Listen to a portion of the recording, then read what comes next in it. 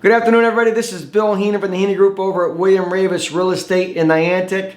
I'm here to give you my latest update, June 23rd, Tuesday afternoon. I'm a little embarrassed to say that it's been since May 7th, 6 weeks ago since I've given you an update, but it really does, from my end, speak of how this market has really transpired or converted into a full-blown seller's market. And I don't think there would have been no one out there that would have told you, even on May 7th, that the conditions that were a result of COVID-19 putting us into this seller's market, that those conditions would have been the result of the COVID-19. So even myself, who was more of the mindset and thought process that we would work our way through the COVID pandemic and we would survive and we would do okay, because we have done so in the past. We compared it a lot to the 9/11 events that took place and really jolted our market for a period of time, but we bounced back. That's what it felt like. But no one would have been able to predict that COVID-19 pandemic would actually reduce inventory to the point where the market became so short, or the market is so short, and the buyer demand is still very prevalent. As a matter of fact, we've seen more buyer demand. Everybody's heard the stories of the people from the urban areas around us, New York, Boston, the other side of Hartford. I mean, these buyers who have maybe been in the market for the last couple of years and now have been stuck in these city environments, and they've been looking and thinking about buying something in our local market, and then all of a sudden this pandemic hit, and the things that they liked about their urban environments really were removed from them, right? They had no place to go. The walkability of their environment was eliminated because there was nothing to do. And then it really highlighted what we have here, how special our area is here,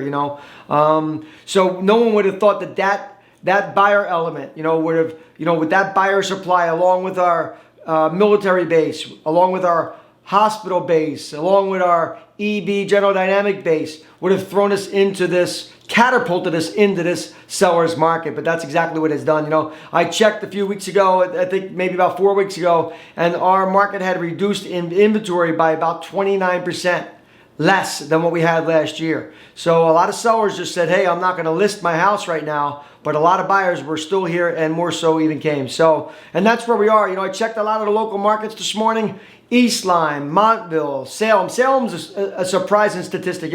Salem has been a zip code that has struggled over the last decade or so, if not greater, after the fallout of 2007. And now if you look if you look for a home between 200 and 400,000 right now, there are none. I think there's 2 on the market. And I think 18 have sold in the last 60 days. Either they're pending or under contract or have closed in the last 60 days. So that market has lit up. The East Lyme market is down to a 27-day inventory mark. The Waterford market's at about 28 days worth of inventory in that price category. I think I was checking between 200 and 400 just to see what those entry levels and secondary home spreads felt like, and they were all into a seller's market. I've said in the past, once you get down below a 30-day absorption rate, in other words, you don't have enough inventory in your marketplace to last the amount of buyers that you have in a 30-day period. Once you get down to that point, you are in a seller's market, and that's where we are. Now, another surprising stat, I started to mention this last month, Montville. Montville's down to an 11-day absorption rate. We have no inventory. Our new construction raised ranches have been, just flying off the shelf. We're selling them as soon as we put foundations in. We're selling them each and every time for a little bit more money. So we're in an escalating price market as well. I think 6 weeks ago when I did my video, I talked about being on the aggressive side of the curve if you were a seller. If a home was going to sell for 100 grand, usually in the spring market, we would stretch it out to 110 grand as a result of being in a building market like we've been in the last couple of years. But at the beginning of COVID, we were suggesting to people to stick to the 100 grand. And if the market had something to bear, it would bear more. Well, that is proving true. But now we've seen inclination. Each and every sale is getting a certain percentage more than the last sale. You have multiple buyers who are missing out on multiple offer scenarios on the listings or the homes that they're interested in. So what happens when a buyer misses out on 1, 2, 3 homes because they lost the bids? They pay more.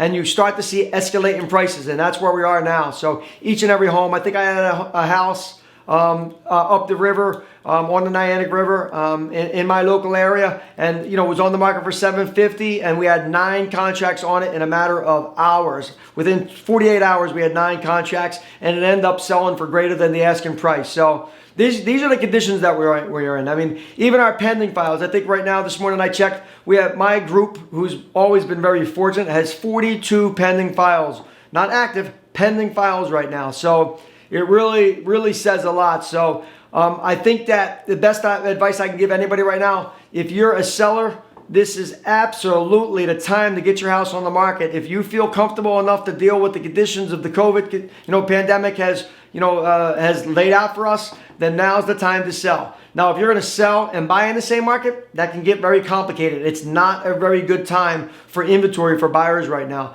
Another condition that's really kind of lit up the market, the interest rates. As a result of the government jumping in with both feet and doing whatever it could in order to generate and get us through this pandemic, they've slashed the rates. All the rates have been slashed. And I think my client the other day, a new client of ours, just locked in a 30-year mortgage for 3.2%.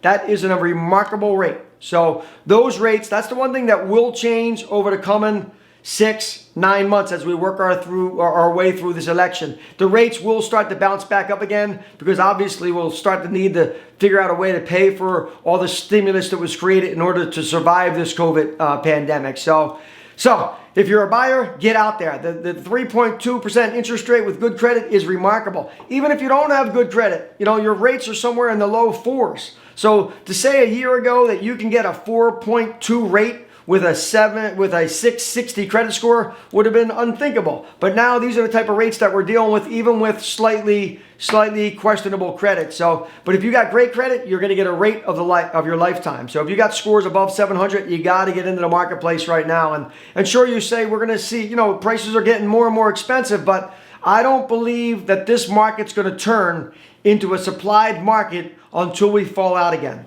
And what I mean by that is that certainly the COVID has reduced our inventory dramatically, threw us into what was already a building seller's market, catapulted us into a full seller's market at this point. I don't think we ever catch up on that inventory until we fall out again. So, and I do believe that, over the next couple of years that we'll continue to see escalate in prices. Fewer and fewer homes coming on the market, more and more buyers entering into our market. So I heard the good news last night that General Dynamics won a contract, at least the initial stages of a $10 billion contract. That means nothing but good for this entire area. So as you can see, I'm stoked. It's been a great, one other thing. The spring market has shifted into the summer market. Today, June 23rd, a couple of days into the summer market, typically would start to slow down because people are going on vacation. People are not going far these days because we have no place to go. We can't travel like we once were able to travel last year. So that means people are going to stay local. That means our market isn't going to slow down. But here is what's going to happen. The summer travelers are still going to come here. So we're going to have our buying public that would have bought in the spring, buying in the summer, and our traveling public who would have traveled in the summer while everybody else was gone, also looking to buy in the summer.